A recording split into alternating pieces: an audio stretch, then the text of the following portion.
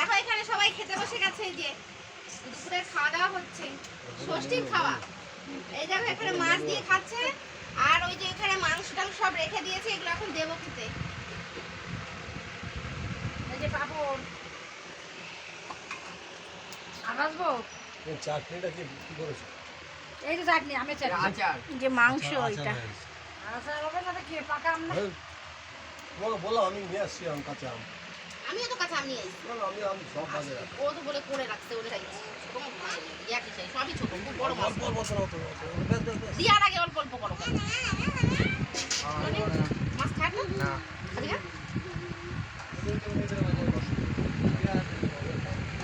একটু ছোট ছোট করে, এটা কাঁটা নাই তাই। তোমার ওটা কাঁটা বাদ দিলে তো মাছ ছোট হয়ে যাবে।